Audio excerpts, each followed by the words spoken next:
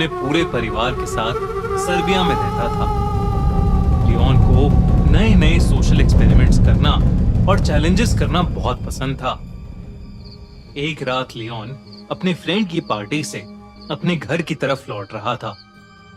Car तेज speed में थी और लियोन ने लाउड वॉल्यूम पर गाने चलाए हुए थे। अचानक उसकी गाड़ी के सामने एक अजीब सी दिखने वाली औरत आ गई। लियोन ये देखकर बौखला गया और उसने गाड़ी का स्टीयरिंग व्हील पूरी तरह घुमा दिया। उसकी गाड़ी एक पेड़ में जाकर टकरा गई और लियोन को सर पर थोड़ी चोट आई। उस रोड के पास एक हॉस्पिटल था, जहां का स्टाफ क्रैश की आवाज सुनते ही दौड़ता हुआ आया और लियोन को हॉस्पिटल के अंदर ले गया। लियोन को क्रैश के 15 मिनट बाद ही होश आ चुका था। डॉक्टर ने उसकी मरहम पट्टी कर दी और अब वो घर जा सकता था। लियोन ने अपने लिए एक टैक्सी और अपनी गाड़ी के लिए एक टो ट्रक बुक कराया। उसका वेट करते करते वो हॉस्पिटल में ही अपनी टैक्सी और उस टो ट्रक का वेट करने लगा कि क्रैश्ड गाड़ी साफ नजर आ रही थी। उसने अपने मॉम डैड को अपने एक्सीडेंट के बारे में इन्फॉर्म करने के लिए फोन निकाला ही था कि उसका ध्यान अचानक गाड़ी से कुछ दूर लगी एक स्ट्रीट लाइट पर गया। उस स्ट्रीट लाइट के नीचे उसे वही औरत दिखी जो उसकी गाड़ी के सामने आ गई थी। वो उस स्ट्रीट लाइट के नीचे बेहद अजीब तरीके से डांस कर रही थी। लियोन उसे देखकर बहुत चौंक गया और अपने फोन से उसे रिकॉर्ड करने लगा कि तभी लियोन के फोन पर किसी का कॉल आ गया। लियोन ने जल्दी से फोन काट दिया, लेकिन उसने जैसे ही वापस उस स्ट्रीट लाइट की तरफ देखा तो वो औरत अब वहां से गायब हो चुकी थी। उसके फोन की रिकॉर्डिंग भी अपने आप बंद हो गई। जब उसने अपनी फोन गैलरी चेक करी तो उसमें वो वीडियो थी ही नहीं। लियोन ये देख उसकी कैब वहां आ गई, इसलिए और वो तुरंत वहां से निकल गया। मगर वो अभी भी काफी बौखलाया हुआ नजर आ रहा था।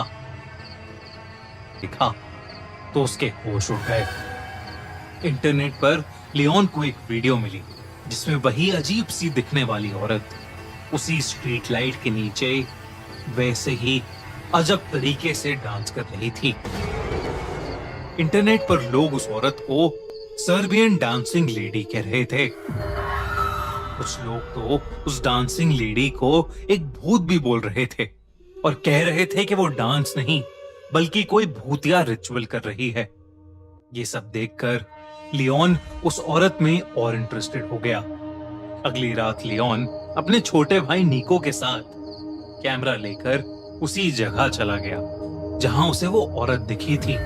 स्ट्रीट लाइट से थोड़ा दूर जाकर छुप गए और कैमरा निकालकर उस औरत का वेट करने लगे। बहुत देर हो गई मगर वहां कुछ भी अलग नहीं हुआ। लियोन ने सोचा कि शायद वो औरत कोई मेंटली अनस्टेबल इंसान होगी। लियोन वहां से जाने ही वाला था कि उसने देखा कि सफेद कपड़ों में वही औरत उस स्ट्रीट लैम्प के नीचे आ रही है। उसका चलने का ढंग बेहद अजीब था। बहुत ही अटपटी चाल थी उसकी। जैसे ही लियोन ने उस औरत को देखा उसने कैमरा में रिकॉर्डिंग शुरू कर दी। वो औरत उस स्ट्रीट लैम्प से नीचे आई और दोबारा वैसे ही अबनॉर्मल तरीके से डांस करने लगी। इस बार लियोन ने देखा कि उस औरत ने अपने हाथ में एक चाकू भी पकड़ रखा है। उस औरत के बाल उसका चेहरा ढक रहे थे और इसलिए लियोन उसका पूरा चेहरा ढंग से नहीं देख पा रहा था।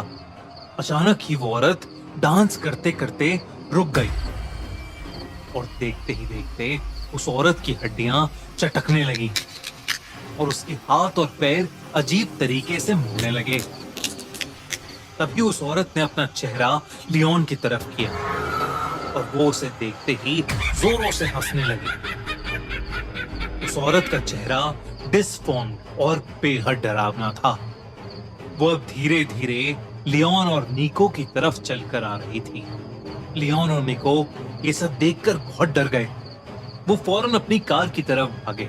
जैसे ही लियोन अपनी कार के पास पहुंचा तो उसने देखा कि निको उसके साथ नहीं है। लियोन ने नजर घुमाई तो उसने देखा कि निको उस डांसिंग लेडी के पास खड़ा था। ऐसा लग रहा था कि निको होश में आ गया हो। निको जल्दी से वापस कार की तरफ भागा और लियोन और निको दोनों कार में बैठकर वहां से निकलने लगे। जब लियोन ने आसपास देखा तो वो डांसिंग लेडी कहीं नहीं थी, लेकिन फिर अचानक ही वो लियोन की कार के सामने आ गई। उसे देखकर लियोन की रूह कांप गई, लेकिन लियोन ने अपनी कार नहीं रोकी। लियोन की कार उस डांसिंग लेडी के आर पार हो गई और जब लियोन ने अपने रियर व्यू मिरर से पीछे देखा तो वो डांसिंग लेडी उस रोड पर खड़ी लियोन को ही घूर रही थी। और फिर अचानक वो हवा में कहीं गायब हो गई। उस रात वो दोनों जैसे तैसे घर पहुंचे और चुपचाप सो गए।